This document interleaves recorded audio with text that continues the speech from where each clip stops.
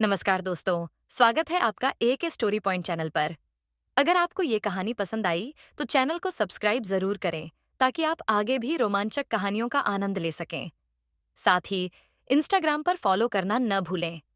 वहां आप मुझसे सीधे जुड़ सकते हैं और कहानी से जुड़े हर सवाल का जवाब पा सकते हैं। आस्था एक मासूम, चुलबुली और कभी किसी से न डरने वाली लड़की है। आस्था के परिवार में उसकी छोटी बहन और पापा थे। आस्था की माँ बचपन में ही गुजर गई थी। वो अपने पापा और बहन के साथ रहती है। आस्था एक मिडिल क्लास फैमिली से आती थी। वो अपनी छोटी सी दुनिया में खुश थी, मगर अपनी जिंदगी में आने वाले तूफान से अनजान है। आस्था काफी खूबसूरत है। उसका दूध जैसा गोरा रंग, बड़ी बड़ी झील सी गहरी आंखें, जिनमें अगर कोई एक बार देख ले तो डूबता ही चला जाए। गुलाब की पंखुड़ियों से भी मुलायम होठ।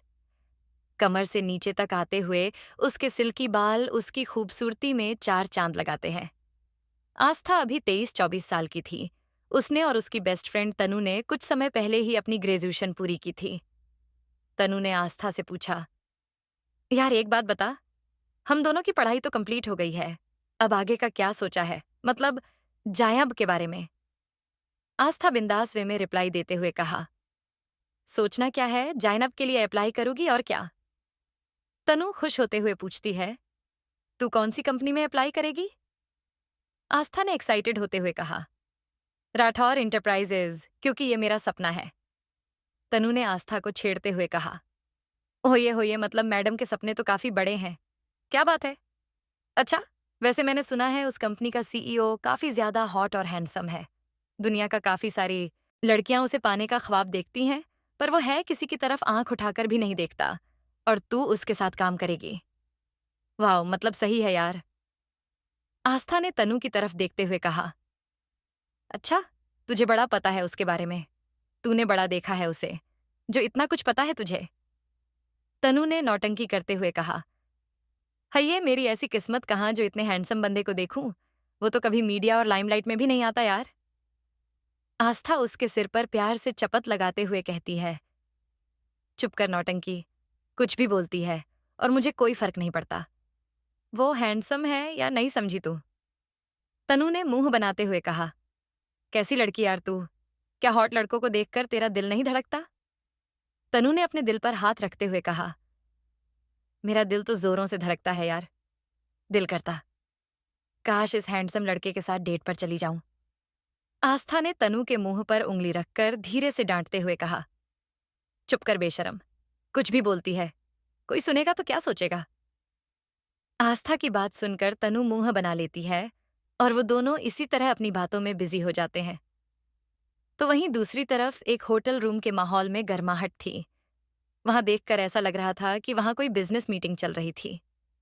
थोड़े समय बाद वो मीटिंग खत्म हो जाती है और जिस प्रोजेक्ट की ये मीटिंग थी, वो प्रोजेक्ट उस शख्स को मिल जाता है जो दिखने में किसी राजा से कम नहीं था, जिसके आसपास का ऑरा काफी डार्क था। तभी सब लोग उसे कांग्रेचुलेट करते हैं। तभी उनमें से एक आदमी आकर कहता है, मान गए मिस्टर राठौर, जिस चीज को आप हासिल करना चाहें उसे पाकर ही रहते हैं। मिस्टर राठौर ने एटीट्यूड में कहा, हाँ अर्जुन सिंह, राठौर ने कभी हारना नहीं सिखा, इसलिए जो चीज मुझे चाहिए उसे हासिल करके ही रहता हूं। अर्जुन इतना बोलकर वहां से निकल गया। थोड़ी देर बाद अपने असिस्टेंट के साथ कार में जाकर बैठ जाता है। उनके बैठने के बाद ड्राइवर कार स्टार्ट करके वहां से निकल जाता है। तो वहीं दूसरी तरफ आस्था और तनु अपनी स्कूटी पर कॉलेज से घर जा रही थी। तभी उनकी स्कूटी किसी ब्लैक बीएमडब्ल्यू से टकरा जाती है। खुशकिस्मती ये थी कि आस्था और तनु को कोई चोट नहीं आई थी, पर उनकी स्कूटी की हालत खराब हो गई थी, जिसे देखकर आस्था को बहुत गुस्सा आ रहा था और वो अपने गुस्से को रोक ना सकी। आस्था ने गुस्से में कार के सामने जाकर जोर से चिल्लाते हुए कहा, अंधे हो क्या, दिखाई नहीं देता क्या? तभी कार का दरवाजा खुला और पहले ड्राइवर ने बाहर आकर कहा, और सॉरी मैडम, हम थोड़े जल्दी में हैं, हमें माफ कर दीजिए। मगर आस्था तो अब तक अपने गुस्से पर कंट्रोल खो चुकी थी। उसने ड्राइवर की बात को सुनकर ड्राइवर से कहा, व्हाट डू यू मीन कि जल्दी में है? अगर जल्दी में हो तो देखकर गाड़ी नहीं चलाओगे और किसी को भी ठोक दोगे? ड्राइवर ने घड़ी में बार बार देखते हुए कहा, देखिए मैडम, प्लीज हमें जाने दीजिए, हम लेट हो रहे हैं। अपनी जिद पर अड़ते हुए आस्था ने ड्राइवर से कहा, अरे ऐसे कैसे जाने दें? तभी ड्राइवर को किसी से बहस करता देख अमन बाहर आता है। अमन ने ड्राइवर से पूछता है, क्या हुआ नकुल? इससे पहले ड्राइवर कुछ बोलता, उससे पहले ही आस्था ने अमन से थोड़ी कड़क आवाज में कहा, क्या हुआ है? ये देखिए। अपनी स्कूटी की तरफ इशारा करके दिखाती है। अमन ने आस्था से थोड़े सॉफ्ट टोन में कहा, देखिए मैडम, हमें जाने दीजिए, हम लेट हो रहे हैं। आस्था ने गुस्से में अमन से कहा, अरे ऐसे कैसे जाने दें? तुम जैसे लोगों को मैं अच्छी तरह से जानती हूँ। तुम जैसे लोग हम मिडिल क्लास लोगों को कुछ समझते ही नहीं हो। मैं तुम्हें ऐसे नहीं जाने दूंगी। मैं अभी पुलिस को फोन करती हूँ। वो अपना फोन निकालने लगती है। इधर गाड़ी में बैठे अर्जुन को बहुत गुस्सा आ रहा था और अब उससे बर्दाश्त नहीं हुआ तो वो बाहर निकल कर आता है। अर्जुन ने अपनी रिस्ट वॉच में देखते हुए अमन से पूछा, क्या हुआ?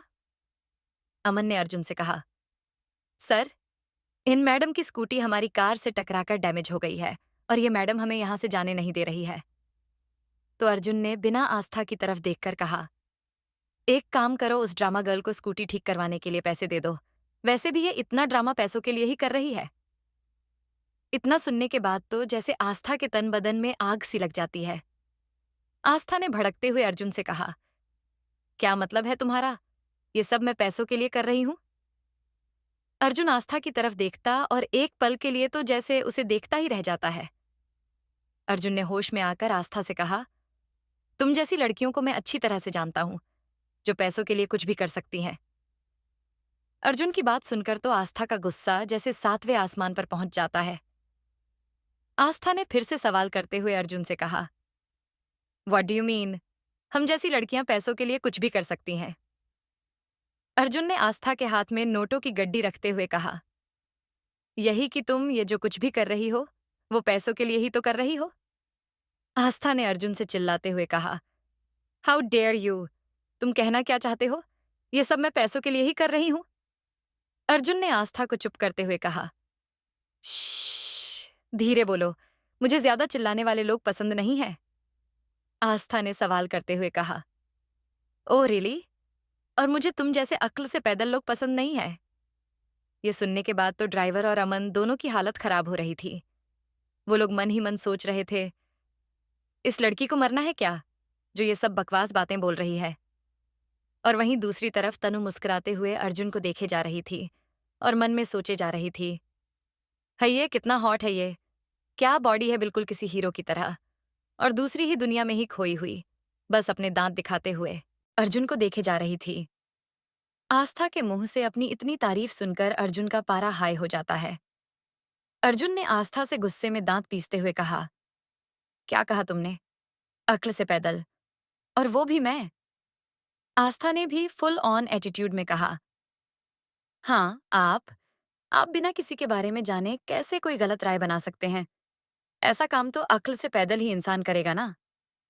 अब तो अर्जुन के सब्र का बांध टूट गया था।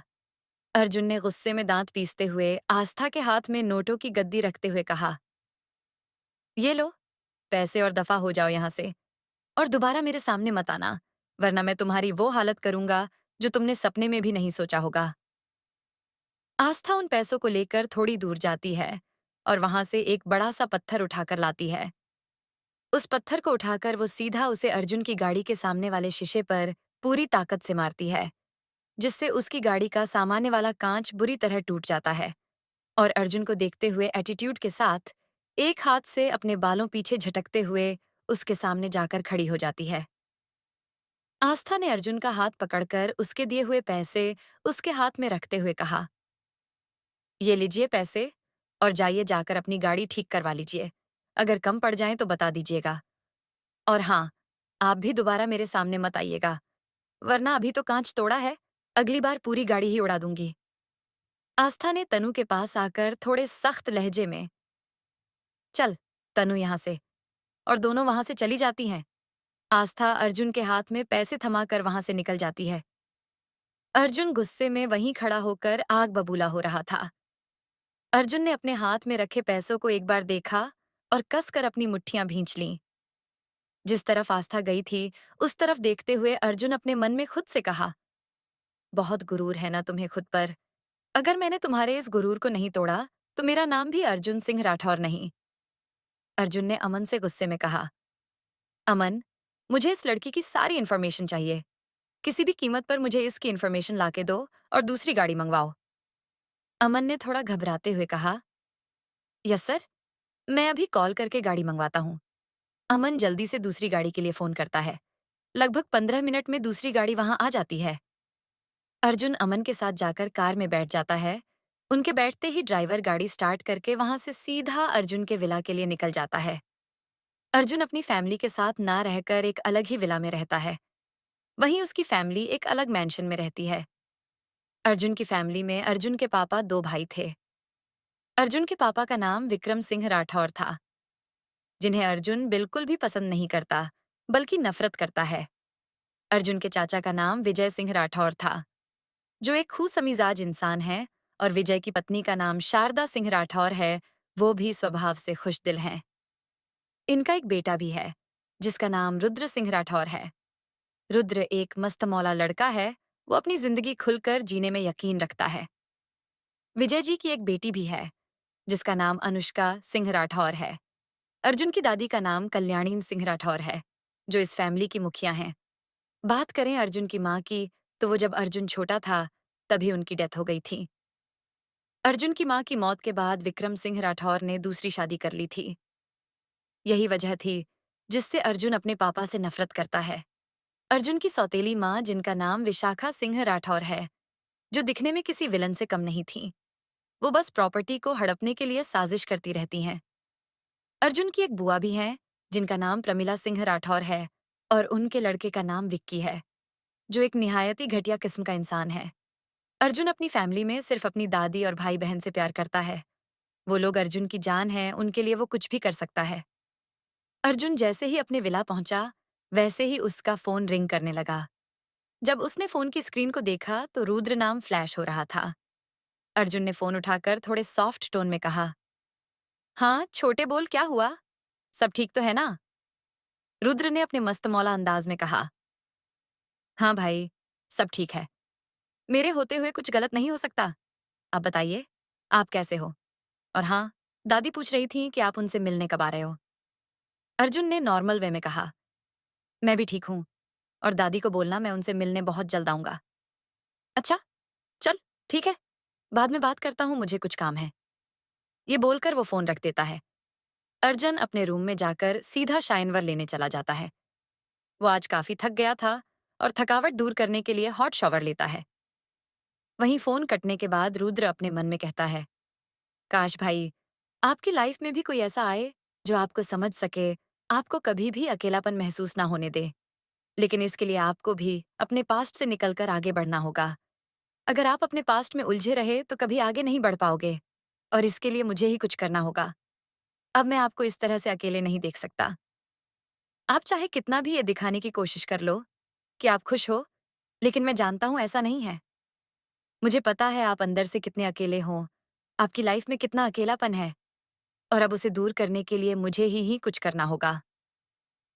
इधर अर्जुन 10 मिनट बाद शाइनवर लेकर बाहर आता है, और सीधा जाकर बेड पर आंखें बंद करके लेट जाता है। इस वक्त अर्जुन किसी गहरी सोच में डूबा हुआ था। उसके के मन में कुछ ऐसा चल रहा था जो सिर्फ दर्दनाक था, जो उसकी आंखों में साफ नजर आ रहा था। दूसरी तरफ आस्था अपनी टूटी हुई स्कूटी लेकर पैदल घर की तरफ जा रही थी, और साथ ही तनु से बात भी कर रही थी, या ये कहे कि अर्जुन की बुराई कर रही थी। लेकिन तनु तो किसी और ही दुनिया में खोई हुई थी। उसके मन में अभी भी अर्जुन का चेहरा घूम रहा था। तनु आस्था की बातों पर कोई ध्यान ही नहीं दे रही थी, बस हूं हूं हूं बोले जा रही थी। जब आस्था ने तनु की तरफ ध्यान दिया तो उसे बहुत गुस्सा आया। आस्था गुस्से में तनु का नाम पुकारती है, तनु। लेकिन तनु पर कोई असर नहीं होता। ये देखकर आस्था को और भी ज्यादा गुस्सा आता है, और आस्था तनु के कान के पास जाकर जोर से चिल्लाते हुए कहती है, तनु नू नू नू। तो तनु हड़बड़ा जाती है, और तनु ने आस्था की तरफ देखकर कहा, क्या हुआ आस्था, तू इतना चिल्ला क्यों रही है? तू ठीक तो है ना? आस्था ने उल्टा तनु से सवाल करते हुए कहा, ये बात तो मुझे तुझसे पूछना चाहिए कि तू ठीक तो है ना? मैं कब से तुझसे बात कर रही हूँ, लेकिन मैडम पता नहीं कहाँ खोई हुई है। मेरी बात का कोई जवाब ही नहीं दे रही। तनु ने आस्था से खुश होते हुए कहा। वो मैं उस हैंडसम लड़के के बारे में सोच रही थी। इस पर आस्था तनु को कंफ्यूजन के साथ देखती है। आस्था के इस तरह देखने पर तनु ने आस्था से कहा, पता नहीं यार, मुझे ऐसा लग रहा था कि मैंने उसे कहीं देखा है। कितना हैंडसम था ना वो, किसी हीरो से कम नहीं था। आस्था ने चिढ़ते हुए तनु से कहा, शट अप, अगर तूने एक और शब्द बोला ना उसकी तारीफ में तो मैं तुझे छोड़ूंगी नहीं, समझी तू। चल, अब घर चलते हैं, बहुत लेट हो रहा है। और तू आंटी को कॉल करके बोल देना कि आज तू मेरे ही घर पर रुकेगी। तनु ने आस्था के सामने हाथ जोड़ते हुए कहा, ठीक है, मेरी माँ जैसा तू कहे। और अपनी माँ को फोन करके बता देती है। कुछ देर में वो दोनों घर पहुंच जाती हैं। तनु और आस्था सीधा जाकर अपना बैग सोफे पर रखकर दोनों वहीं बैठ जाती हैं। वो दोनों काफी ज्यादा थकी हुई थीं, क्योंकि वो पैदल चलकर जो आई थीं। तभी आस्था की छोटी बहन शिवी आकर आस्था के गले लगते हुए कहती है, दी, ये क्या हालत बना रखी है। आप दोनों ने, आपको देखकर ऐसा लग रहा है जैसे आप काइनलेज से नहीं बल्कि किसी फैक्ट्री में मजदूरी करके आ रहे हो। इतना कैसे थक गए? आज तो आपके क्लासेस भी नहीं थे, फिर भी इतना थक गए। तनु ने थके हुए टोन में कहा, अरे कुछ नहीं शिवी, वो हम दोनों पैदल घर आए हैं ना, बस इसलिए। शिवी ने आस्था से सवाल करते हुए कहा, क्यों, आप दोनों पैदल घर क्यों आए हो? दी, आपकी स्कूटी कहाँ गई? तनु ने आराम से कहा, अरे वो हमारा एक्सीडेंट हो गया था, जिससे स्कूटी खराब हो गई थी, इसलिए हमें पैदल घर आना पड़ा। आस्था के पापा किचन से आते हुए घबरा कर पूछते हैं, क्या हुआ बेटा, एक्सीडेंट कैसे हो गया? आप दोनों ठीक तो हो? आपको कहीं चोट तो नहीं आई? मनोज जी को घबराया हुआ देखकर आस्था तनु को घूर कर देखती है, जैसे कहना चाह रही हो, क्या जरूरत थी ये सब बताने की। आस्था ने अपने पापा को रिलैक्स करते हुए कहा, कुछ नहीं हुआ पापा, हम ठीक हैं, बस छोटा सा एक्सीडेंट था, आप घबराइए मत। मनोज जी ने आस्था से सवाल करते हुए कहा, लेकिन बेटा, आपका एक्सीडेंट हुआ कैसे? आस्था ने कुछ सोचते हुए कहा, पापा, एक पागल मिल गया था, उससे ही हमारा एक्सीडेंट हो गया था। आप ये सब छोड़िए, सब मुझे बहुत भूख लगी है, कुछ खाने को नहीं है क्या? मनोज जी ने दोनों से प्यार से कहा, तुम दोनों जाकर फ्रेश हो जाओ, आज हमने आपकी पसंद का ही खाना बनाया है। अब जाइए, जल्दी से फ्रेश होकर आइए, तब तक हम खाना लगाते हैं। आस्था ने अपने पापा से कहा, पापा आप क्यों परेशान हुए, मैं आकर खाना बना लेती। मनोज जी ने मुस्कुराते हुए कहा, अरे, इसमें परेशान होने वाली क्या बात है? आज मेरी बेटी और उसकी बेस्ट फ्रेंड पूरे काइनलेज में टॉप आई है, तो क्या मैं उनके लिए उनकी पसंद का खाना भी नहीं बना सकता? इतना तो कर ही सकता हूँ अपनी बेटी के लिए। अब जाओ, जाकर जल्दी से फ्रेश होकर आओ, वरना खाना ठंडा हो जाएगा। आस्था और तनु दोनों वहां से फ्रेश होने चली जाती है। तब तक मनोज जी और शिवी दोनों मिलकर खाना लगा लेते हैं। कुछ देर बाद वो तनु और आस्था भी आकर खाना खाने बैठ जाते हैं। आस्था की खाने को देखकर भूख दोगुनी हो गई थी। फिर सब लोग खाना खाने लगते हैं। आस्था ने खाना खाते हुए अपने पापा से कहा, वाह पापा, खाना बहुत ही टेस्टी है, खाकर मजा आ गया। तनु ने मनोज जी की तारीफ करते हुए कहा, हाँ अंकल, मजा आ गया, आपके हाथों में तो जादू है। आप मेरी माँ को भी ऐसा खाना बनाना सिखा दीजिए, ताकि मैं भी रोज इसी तरह का टेस्टी खाना खा सकूं। आस्था ने तनु से कंफ्यूज होते हुए कहा, तेरे कहने का मतलब क्या है? आंटी टेस्टी खाना नहीं बनाती, तू घर चल। आंटी से तेरी शिकायत करूंगी कि तू उनके खाने की बुराई कर रही थी। तब देखना, तुझे उनके हाथ का खाना नहीं, डंडे मिलेंगे। और फिर हंसने लगती है। तनु ने चिढ़ते हुए आस्था से कहा, तू मेरी दोस्त है या दुश्मन, जो मेरा खाना पीना भी बंद करवाने पर तुली हुई है? शिवी ने आस्था की साइड लेते हुए कहा, तनु से तनु दी, इसमें दी की क्या गलती है? आपने ही तो कहा था कि आपको पापा के हाथ का खाना अच्छा लगता है और आंटी को पापा से खाना बनाना सीखना चाहिए। अब जब ये बात आंटी को पता चल जाएगी तो वो आपको खाना ना दें, तो उसमें दी की क्या गलती है? ये तो गलत बात है, आपको बोलने से पहले सोचना चाहिए था। तनु मुंह बनाते हुए कहती है, शिवी तू भी आस्था की साइड ले रही है, कभी तो मेरी भी साइड ले लिया कर। तनु को इस तरह मुंह बनाते देख सब हंसने लगते हैं। दूसरी तरफ अर्जुन अपने बेड पर आंखें बंद करके लेटा हुआ था। तभी किसी ने उसके कमरे का डोर नॉक किया। अर्जुन ने अंदर से आवाज देते हुए कहा, कम इन। तो एक सर्वेंट अंदर आकर कहता है, सर डिनर रेडी है। अर्जुन ने सर्वेंट से कहा, तुम चलो मैं आता हूँ, और वो सर्वेंट वहां से चला जाता है। सर्वेंट वहीं अर्जुन के कानों में एक आवाज गूंज रही थी, जो एक लड़की की आवाज थी जो बोल रही थी, अर्जुन, जल्दी चलो ना, मुझे भूख लगी है। तुम्हें तो पता है ना मुझसे भूख बर्दाश्त नहीं होती, और तुम हो जिसे कभी भूख नहीं लगती। चलो अभी, नहीं तो मैं नाराज हो जाऊंगी, और अगर एक बार मैं नाराज हो गई तो तुम मुझे मना नहीं पाओगे, समझे तुम? तभी अर्जुन का ध्यान उसके फोन से टूटता है। अर्जुन का ध्यान उसके फोन से टूटता है। जब उसने अपना फोन देखा तो उस पर अमन का नाम फ्लैश हो रहा था। अर्जुन ने फोन उठाकर फ्रेंडली टोन में अमन से कहा, हाँ अमन, बोलो क्या हुआ?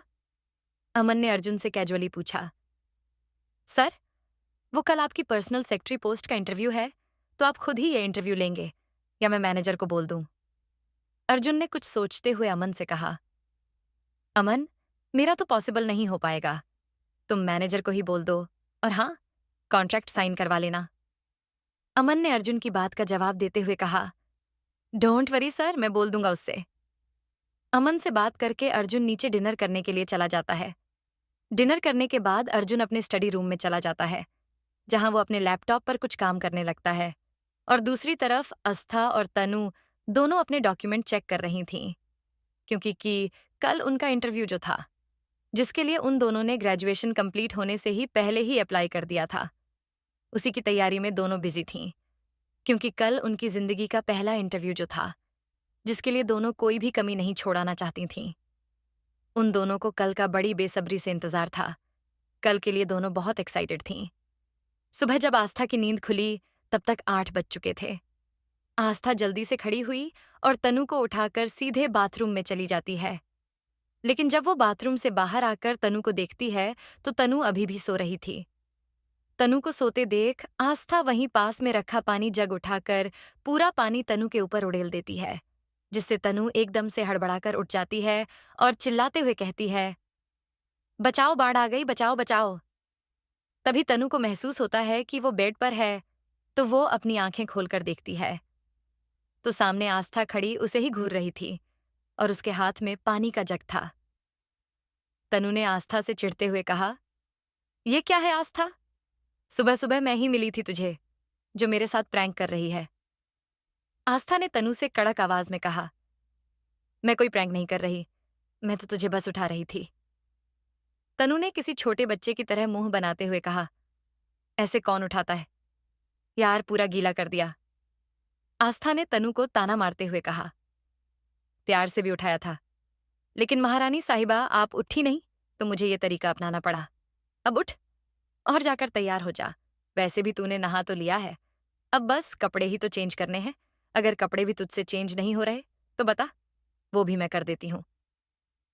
तनु ने जबरदस्ती मुस्कुराते हुए आस्था से कहा, जी नहीं, आपने मुझे नहलाकर ही मुझ पर इतना बड़ा एहसान कर दिया है, अब कपड़े मैं खुद चेंज कर लूंगी।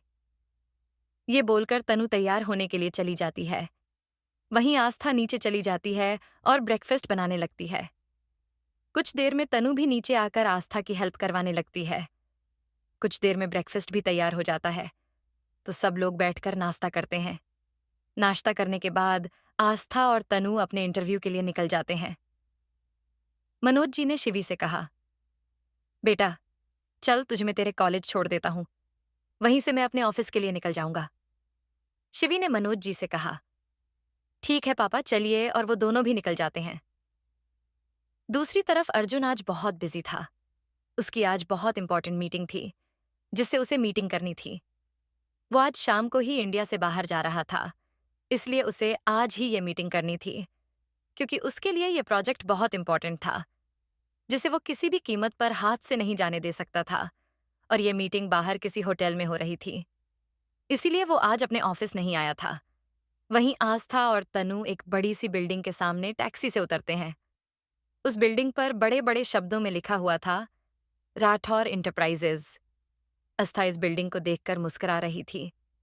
तनु आस्था को ऐसे मुस्कुराते हुए देखकर पूछती है, क्या हुआ, तू ऐसे हंस क्यों रही है? अगर किसी ने देख लिया ना तो वो तुझे पागल समझेंगे और अंदर भी नहीं जाने देंगे, फिर दे लेना तू इंटरव्यू। आस्था ने तनु की तरफ देखते हुए कहा, मैं हंस नहीं रही हूं, बस मुस्कुरा रही हूं, क्योंकि आज मेरा सपना सच होने जा रहा है। आस्था ने अपनी आंखों में चमक लाते हुए कहा, मेरा सपना था कि मैं इस कंपनी में काम करूं और आज मेरा सपना सच होने जा रहा है। देख, आज मैं यहाँ इस बिल्डिंग के सामने खड़ी हूँ और इंटरव्यू के लिए आई हूँ। अच्छा हुआ, हमने स्टडी खत्म होने से पहले ही इंटरव्यू के लिए अप्लाई कर दिया था, नहीं तो हम आज यहाँ नहीं होते। तनु ने भी मुस्कुराते हुए कहा, हाँ, वो तो तू ठीक कह रही है। अगर हम पहले अप्लाई नहीं करते तो यहाँ नहीं होते। अच्छी बात है, हमने पहले ही अप्लाई कर दिया था। अब चल अंदर चलते हैं वरना लेट हो जाएंगे। ये बोलते हुए दोनों अंदर चली जाती हैं। अंदर आस्था रिसेप्शन पर जाकर पूछती हैं, इंटरव्यू किस फ्लोर पर है? रिसेप्शनिस्ट, 5वें फ्लोर पर इंटरव्यू है। वो दोनों लिफ्ट से 5वें फ्लोर पर चली जाती हैं। वहां जाकर देखती हैं, वहां पर पहले से ही काफी ज्यादा भीड़ है। तो वो दोनों जाकर वहीं रखी चेयर पर बैठकर अपनी बारी का इंतजार करने लगती हैं। ऐसे ही सबके इंटरव्यू के बाद आस्था का नंबर आता है और फिर तनु का। दोनों ने अपना इंटरव्यू अच्छी तरह से दिया था और दोनों को ही सिलेक्ट कर लिया गया था। आस्था और तनु दोनों आज बहुत खुश थीं। खुश भी क्यों ना हो, दोनों को ही आज जॉब जो मिल गई थी, वो भी उनके फर्स्ट इंटरव्यू में ही, और दोनों को एक साथ ही जॉब मिली थी और उन दोनों को कल से ज्वाइनिंग के लिए बोल दिया गया था। दोनों वहां से खुशी खुशी घर के लिए निकल जाती हैं और रास्ते में से ही एक केक खरीद अपने साथ सेलिब्रेशन के लिए ले जाती हैं। इधर अर्जुन की भी मीटिंग अच्छी तरह से खत्म हो गई थी, तो वो वहां से अपने ऑफिस के लिए निकल जाता है। अर्जुन ऑफिस पहुंचकर अपने मैनेजर से कहता है, आज का इंटरव्यू कैसा रहा? मैनेजर ने खुश होते हुए कहा, इंटरव्यू अच्छे से हो गया सर, और 2 लोगों को जॉब भी दे दी है। उन लोगों को कल से ऑफिस आने का भी बोल दिया है। अर्जुन ने नॉर्मल टोन में कहा, ओके, दैट्स ग्रेट, और हाँ, कॉन्ट्रैक्ट भी साइन करवा लेना। मैनेजर ने अर्जुन से कहा, ओके सर, मैं करवा लूंगा। ये बोलकर वहां से चला गया था। इधर आस्था घर पहुंचकर पहले फ्रेश होने जाती है। फ्रेश होकर आने के बाद किचन में लंच बनाने में लग जाती है। तनु आस्था के साथ नहीं आई थी। वो अपने घर के लिए निकल गई थी और शाम को अपनी फैमिली के साथ आने वाली थी, क्योंकि आस्था और तनु की वजह से उनकी फैमिलीज भी क्लोज थीं। आस्था किचन में बिजी थी, तभी उसकी घर की डोरबेल बजती है। आस्था किचन से अपने हाथ पोंछकर निकालते हुए कहती है, आ रही हूं बाबा, 1 मिनट रुको। आस्था ने दरवाजा खोलकर देखा तो सामने शिवी खड़ी थी। शिवी को देखकर आस्था ने सरप्राइज होते हुए कहा, अरे छोटी, तू इतनी जल्दी आ गई। शिवी अलसाई टोन में जवाब देती है, हाँ दी, वो आज कुछ क्लासेस नहीं थी तो सोचा घर चली जाती हूँ। शिवी ने अंदर आते हुए आस्था से पूछा, वैसे आज आपका तो इंटरव्यू था ना, तो कैसा गया? आस्था ने खुश होते हुए शिवी से कहा, बहुत अच्छा, कल से उन लोगों ने ज्वाइनिंग के लिए बोला है। शिवी ने एक्साइटेड होते हुए आस्था से कहा, वाह नवदी, यानी कि आपको जॉब मिल गई। I am so excited. आस्था ने शिवी से पूछा, जॉब मुझे मिली है, तू क्यों इतना एक्साइट हो रही है? शिवी ने आस्था को समझाते हुए कहा, अरे दीमाना की जॉब आपको मिली है, पर लॉटरी तो मेरी निकली है। आस्था ने कंफ्यूजन के साथ शिवी से पूछा, तेरी लॉटरी कैसे निकल गई, जरा बताना मुझे। शिवी ने आस्था को समझाते हुए कहा, दी, अब आपकी जॉब लग गई तो आप भी मुझे पॉकेट मनी दोगी, और पापा भी, तो मुझे तो 2-2 पॉकेट मनी मिलेगी। ना तो लग गई ना मेरी लॉटरी। और फिर हंसने लगती है। और फिर दोनों बहनें मिलकर खाना बनती हैं। दोनों बहनें साथ मिलकर काम करती हैं। काम करते करते उन्हें शाम हो गई थी। तो ने आस्था शिवी से कहा, शिवी तू जा, जाके फ्रेश होकर आ जा, तब तक मैं खाना लगाती हूँ। आस्था के बोलने पर शिवी वहां से फ्रेश होने चली जाती है। वहीं आस्था खाना लगाने लगती है। कुछ देर बाद उनके घर के डोरबेल बजती है तो आस्था जाकर दरवाजा खोलकर देखती है तो सामने उसके पापा खड़े थे, जो ऑफिस से आए हुए थे। आस्था मनोज जी को देखकर उनका ऑफिस बैग खुद ले लेती है। मनोज जी ने अंदर आते हुए आस्था से कहा, अरे वाह, बड़ी अच्छी खुशबू आ रही है। क्या बात है, आज कुछ स्पेशल है क्या? जो इतना अच्छा खाना बनाया है वो टेबल पर रखे खाने को देखते हुए बोलते हैं। आस्था ने मुस्कुराते हुए मनोज जी से कहा, जी पापा, आज स्पेशल डे है। मनोज जी ने क्यूरियस होते हुए पूछते हैं, आज ऐसा क्या है? जहां तक मुझे पता है किसी का बर्थडे तो नहीं है, फिर आज क्या स्पेशल डे है? आस्था ने मुस्कुराते हुए मनोज जी से कहा, जी पापा, आज स्पेशल डे है। मनोज जी क्यूरियस होते हुए पूछते हैं, आज ऐसा क्या है? जहां तक मुझे पता है किसी का बर्थडे तो नहीं है। फिर आज क्या स्पेशल डे है? आस्था ने खुशी से चहकते हुए कहा, मुझे जॉब मिल गई है, वो भी बहुत बड़ी कंपनी में, और कल से ही मुझे ज्वाइन करने के लिए बोला है। मनोज जी ने भी खुश होते हुए कहा, ये तो सच में बहुत खुशी की बात है। आस्था ने मनोज जी से कहा, पापा, आप जल्दी से जाकर फ्रेश हो जाइए। तनु और उसके मम्मी पापा आते होंगे। मनोज जी ने हंसते हुए आस्था से कहा, अरे वाह, क्या बात है। हमारी बेटी ने तो अपनी पार्टी की तैयारियां पहले से ही कर रखी हैं। आस्था ने अपने सिर पर चपत लगाते हुए कहा, अरे, मैं तो आपको बताना ही भूल गई। तनु को भी मेरे साथ ही जॉब मिली है। मैं और वो एक ही कंपनी में काम करेंगे। मनोज जी ने मुस्कुराते हुए कहा, ये तो और भी अच्छी बात है। आप दोनों को साथ में ही जॉब मिल गई। अब तो मुझे तुम्हारी कोई टेंशन नहीं होगी। ये सुनकर आस्था मनोज जी को कंफ्यूजन के साथ देखती है, मानो पूछ रही हो कि उन्हें किस बात की टेंशन होगी। आस्था को ऐसे कंफ्यूज होते देखकर मनोज जी ने कहते हैं, मैं इस बात से टेंशन फ्री रहूंगा कि कहीं मेरी बेटी झांसी की रानी बनकर किसी से झगड़ा तो नहीं कर रही है। ये सुनकर आस्था ने मुंह बनाकर नाराज होते हुए मनोज जी से कहा, अच्छा तो आपको लगता है कि मैं हमेशा झगड़ा करती हूँ? तभी शिवी ने वहां आकर मनोज जी की साइड लेते हुए कहा, और नहीं तो क्या दी, पापा सही बोल रहे हैं। इस पर आस्था ने शिवी को घूरते हुए कहा, अच्छा मैं झगड़ा करती हूँ, और तू तो ऐसे बोल रही है जैसे तू दूध की धुली हुई है। तुझे तो झगड़ा करना आता ही नहीं है। और फिर क्या था, वो दोनों आपस में ही बहस करने लगते हैं। ये सब देखकर मनोज जी ने दोनों को चुप करते हुए कहा, अरे बस भी करो तुम दोनों। क्यों ऐसे छोटे बच्चों की तरह लड़ रहे हो? अभी तनु और उसकी फैमिली आती ही होगी। तुम दोनों को ऐसे लड़ते देखकर वो लोग दरवाजे से ही वापस लौट जाएंगे। मनोज जी बात सुनकर दोनों शांत हो जाती हैं। आस्था ने मनोज जी को थोड़ा ऑर्डर देने वाली टोन में कहा, पापा पहले आप जाइए, फ्रेश होकर आइए, फिर आकर बात करते हैं। मनोज जी आस्था की बात मानकर वहां से फ्रेश होने के लिए चले जाते हैं। कुछ देर में तनु की फैमिली भी आ जाती है, और मनोज जी भी फ्रेश होकर आ गए थे। तनु की मां ने आस्था को शाबाशी देते हुए कहा, अरे वाह बेटा, तुमने इतना सब कुछ तुम अकेले ही बना लिया। और उन्होंने तनु की तरफ देखकर ताना मारते हुए कहा, एक हमारी ये महारानी है जो खाना बनाना तो दूर किचन में पानी लेने तक नहीं जाती। तनु ने अपनी मां से अपनी तारीफ करते हुए कहा, अरे मम्मी, खाना बनाने के अलावा भी तो मुझे बहुत कुछ आता है। तनु की मां ने सार्कास्टिक वे में कहा, हाँ आता है ना, बहुत कुछ आता है।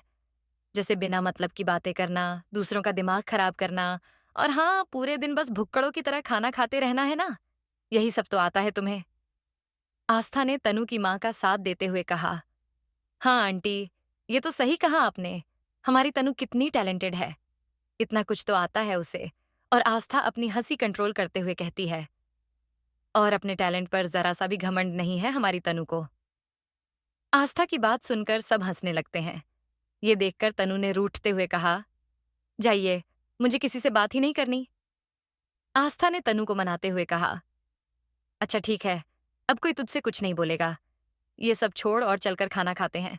और फिर सब लोग खाने के लिए बैठ जाते हैं तो तनु के पापा आस्था से पूछते हैं, वैसे बेटा एक बात बताओ, ये तुम्हारी जो कंपनी है, उसके ओनर मिस्टर अर्जुन सिंह राठौर है ना?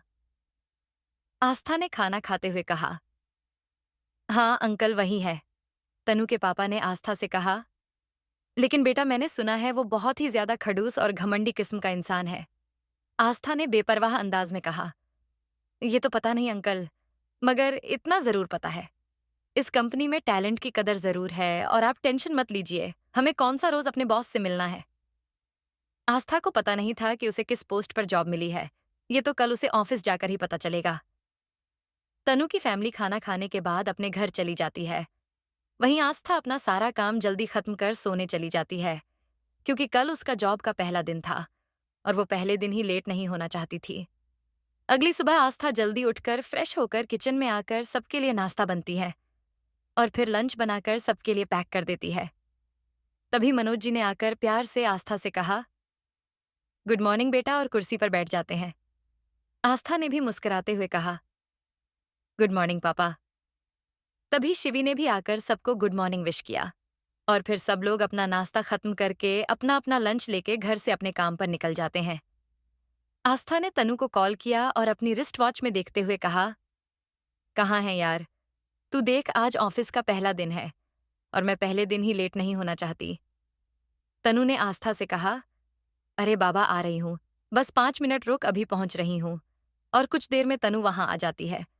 फिर दोनों ऑफिस के लिए निकल जाते हैं। ऑफिस पहुंचकर आस्था और तनु पहले मैनेजर के पास जाते हैं, तो मैनेजर उन लोगों से कॉन्ट्रैक्ट साइन करवाता है और उन दोनों को उनका काम समझाता है। फिर मैनेजर ने आस्था को समझाते हुए कहा, मिस आस्था, आपको बॉस के सभी मीटिंग के टाइम टेबल सेट करने होंगे और उनका शेड्यूल भी आपको रोज बनाना होगा। आस्था ने मैनेजर से कंफ्यूज होकर पूछा, लेकिन सर, ये सब आप मुझे क्यों बता रहे हैं? ये काम तो पर्सनल सेक्रेटरी का होता है ना? मैनेजर ने अपनी आंखें छोटी करते हुए आस्था से पूछा, डोंट टेल मी कि तुम्हें ये नहीं पता कि तुम्हारी पोस्ट क्या है। आस्था ने कंफ्यूज होकर मैनेजर से कहा, सर, वो मेरी पोस्ट। आस्था इतना ही बोल पाई थी। तभी मैनेजर ने उसकी बात बीच में काटते हुए कहा, तुम बॉस की पर्सनल सेक्रेटरी हो, तो जाओ जाकर सर का शेड्यूल बनाओ और जाकर उन्हें बताओ कि उनका आज का क्या शेड्यूल है। मैनेजर की बात सुनकर आस्था वहां से चली जाती है। आस्था कुछ देर बाद शेड्यूल बनाकर सीधे बॉस के कैबिन के बाहर नॉक करती है, तो अंदर से एक कड़क आवाज आती है। कम इन आवाज सुनकर आस्था अंदर चली जाती है। अंदर एक शख्स चेयर पर बैठा हुआ था। उस शख्स का फेस दूसरी तरफ था, जिससे आस्था को उसका चेहरा दिखाई नहीं दे रहा था। उस कैबिन में कोई और भी मौजूद था, जो वहीं रखे सोफे पर बैठा हुआ था। आस्था ने प्रोफेशनल वे में कहा, सर, ये रहा आपका आज का शेड्यूल, मैंने बना लिया है। वो शख्स बिना आस्था की तरफ चेहरा किए कहता है, ठीक है, इसे यही टेबल पर रख दो। और जैसे ही वो आस्था की तरफ मुड़ता है, तभी आस्था के हाथ से वो पेपर नीचे गिर गया जाता है। आस्था उस पेपर को उठाने के लिए नीचे झुक जाती है। आस्था पेपर उठाते हुए बोलती है, सॉरी सर। वो इतना बोलते ही वो चुप हो जाती है, क्योंकि जब वो अपने सामने बैठे हुए शख्स को देखती है, तो उसकी आंखें हैरानी से बड़ी हो जाती हैं और उसके मुंह में जो शब्द थे वो मुंह में ही रह जाते हैं। जब वो शख्स आस्था को अपने सामने देखता है, तो वो भी हैरान रह जाता है। फिर दोनों लोगों के मुंह से एक साथ एक ही वर्ड निकलता है, तुम। उन दोनों को साथ में बोलते देखकर सोफे पर बैठे इंसान का ध्यान उन दोनों की तरफ जाता है और वो शख्स ध्यान से उन दोनों को देखने लगता है। आस्था एकदम गुस्से में तमतमाते हुए कहती है, तुम यहाँ क्या कर रहे हो? उस शख्स ने भी आस्था से गुस्से में कहा, व्हाट डू यू मीन कि मैं यहाँ क्या कर रहा हूँ? ये मेरी कंपनी है and I am the owner, समझी तुम? बाय द वे, तुम यहाँ क्या कर रही हो और तुम्हें अंदर किसने आने दिया? बिना परमिशन के तुम अंदर कैसे आई? उस शख्स की बात सुनकर तो आस्था को जैसे 440 वोल्ट का झटका लगता है। आस्था हकलाते हुए उस शख्स से कहा, मैं यहाँ जॉब करती हूँ। और आप क्या? अर्जुन। आस्था की बात कंप्लीट होने से पहले ही अर्जुन ने बीच में ही आस्था की बात काटते हुए, yes I am the Arjun Singh Rathore. ये सुनने के बाद तो आस्था के चेहरे की तो हवाइयां ही डर जाती हैं। आस्था मन में सोचते हुए खुद से कहती है, मर गए, ये जॉब तो गई। तभी अर्जुन ने आराम से आस्था की तरफ देखते हुए कहा, क्या हुआ, कहाँ खो गई तुम? डोंट वरी, मैं तुम्हें जॉब से इतनी आसानी से नहीं निकालूंगा। पहले अपना हिसाब बराबर करूंगा। वो क्या है ना कि तुमने जो मेरी गाड़ी का कांच तोड़ा था ना, तो इतनी आसानी से तो मैं तुम्हें जाने नहीं दूंगा। जब तक तुम उसके रिपेयरिंग के पैसे नहीं चुका देती, तब तक तुम यहीं काम करोगी, वो भी बिना सैलरी के। तुम्हारी सैलरी तुम्हें तब तक नहीं मिलेगी जब मेरी गाड़ी की रिपेयरिंग का खर्चा निकल जाएगा। आस्था ने अर्जुन से थोड़े गुस्से में कहा, व्हाट, मैं आपको क्या पागल दिखती हूँ जो बिना सैलरी के काम करूंगी? और वैसे भी गलती आपकी थी। आपकी गाड़ी ने मुझे टक्कर मारी थी, जिससे मेरी स्कूटी टूटी थी। तो जरा बताइए, मैं आपको क्यों पैसे दूंगी? और हाँ, रही बात यहाँ जॉब की, तो वो खुद ही छोड़ दूंगी, क्योंकि मुझे कोई शौक नहीं है ऐसी जगह काम करने का जहां आपके जैसा खड़ूस बॉस हो, जो अपनी गलती मानने के जगह दूसरों को ब्लेम करे। आस्था इतना बोलकर वहां से चली जाती है। ये देखकर वहां सोफे पर बैठा इंसान जोर जोर से हंसने लगता है। वो इंसान और कोई नहीं, बल्कि अर्जुन का छोटा भाई रुद्र था। रुद्र हंसते हुए अर्जुन से पूछता है, भाई, कौन थी ये लड़की जो आपको इतना सुनाकर चली गई? वो लड़की the business tycoon Arjun Singh Rathore को सुनाकर चली गई। ये बात तो कल के न्यूज़पेपर की हेडलाइन होनी चाहिए। इतना बोलकर रुद्र फिर से हंसने लगता है। अर्जुन ने चिढ़कर रुद्र से कहा, शट अप रुद्र, अपनी ये बकवास बंद करो। लेकिन रुद्र कहाँ मानने वाला था। आज उसने अपनी आंखों से एक लड़की को अपने भाई को सुनाते हुए देखा था। तो ये मौका वो कैसे छोड़ सकता था, ये सब देखकर पहले तो रुद्र को अपनी आंखों पर यकीन ही नहीं हुआ था।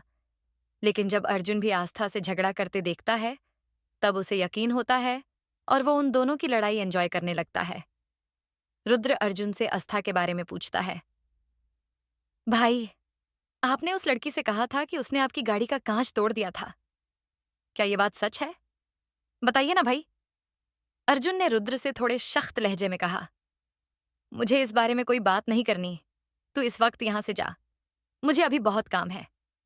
और टेबल से एक फाइल उठाकर उसे पढ़ने लगता है।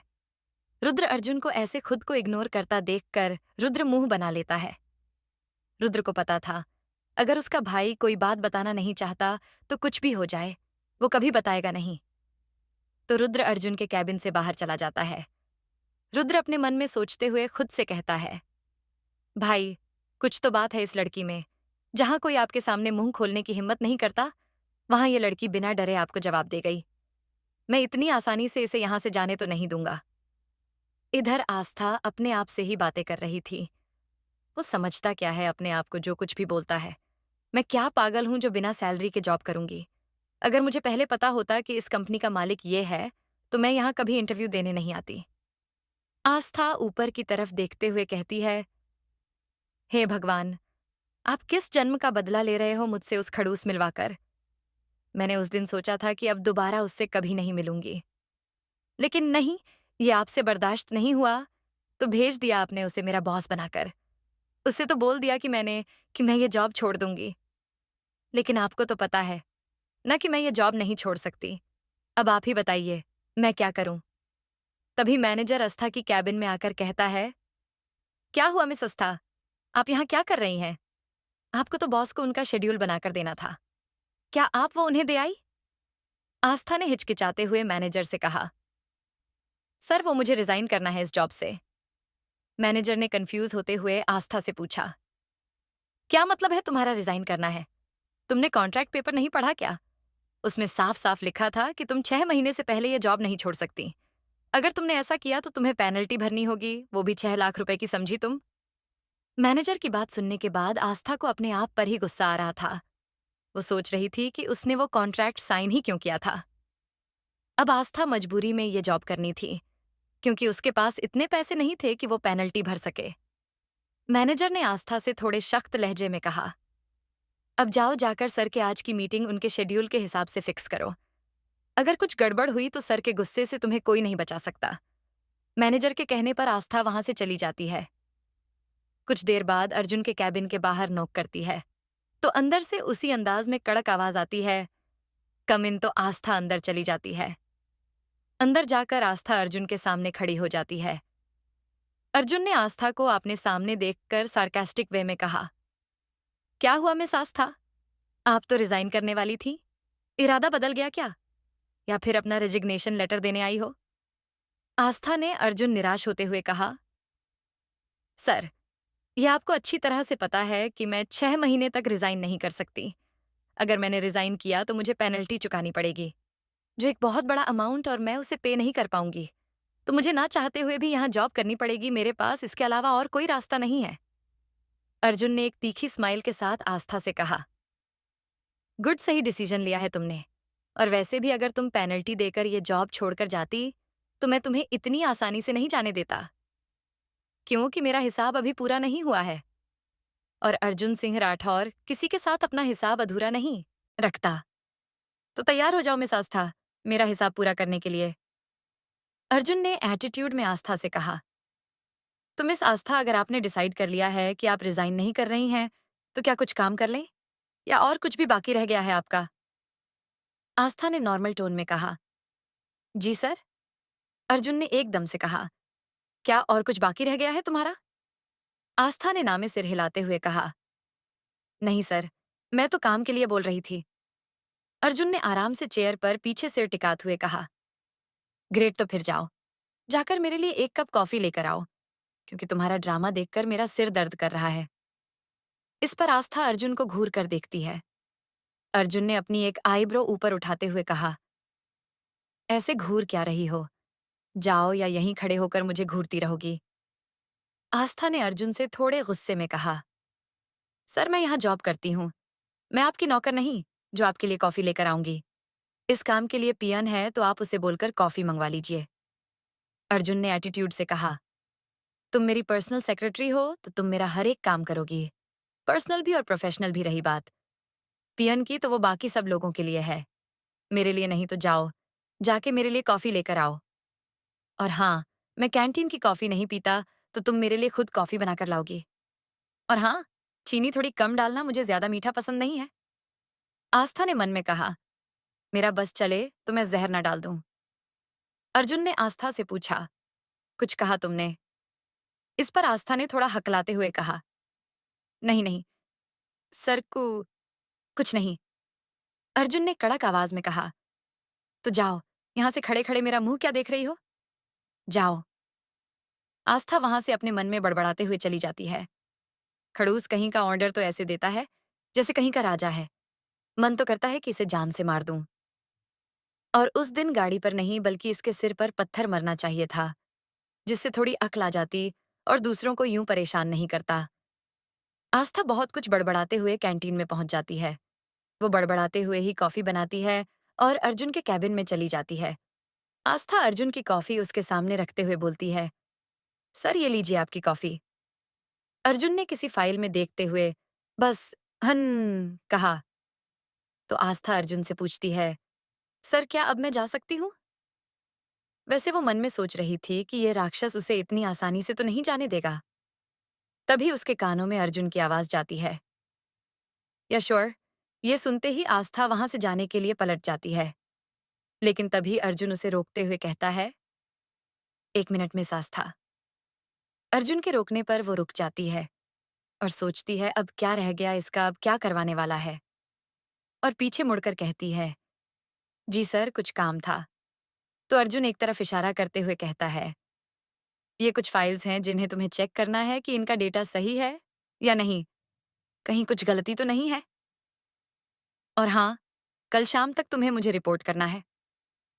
जब आस्था उस तरफ देखती है जिस तरफ अर्जुन ने इशारा किया था, तो उसके होश ही उड़ जाते हैं, क्योंकि वहां कुछ फाइल्स नहीं, बल्कि फाइल्स के ढेर लगे हुए थे। उन्हें देखकर ऐसा लग रहा था जैसे वो सब जब से कंपनी स्टार्ट हुई थी तब से आस्था के लिए ही रखी हों। उन फाइल्स के ढेर को देखकर तो आस्था का सिर चकरा जाता है। अगर आपको ये कहानी पसंद आई, तो चैनल को सब्सक्राइब जरूर करें, ताकि आप आगे भी रोमांचक कहानियों का आनंद ले सकें। साथ ही इंस्टाग्राम पर फॉलो करना न भूलें। वहां आप मुझसे सीधे जुड़ सकते हैं और कहानी से जुड़े हर सवाल का जवाब पा सकते हैं। आपका प्यार और समर्थन ही हमें नई कहानियां लाने के लिए प्रेरित करता है। धन्यवाद।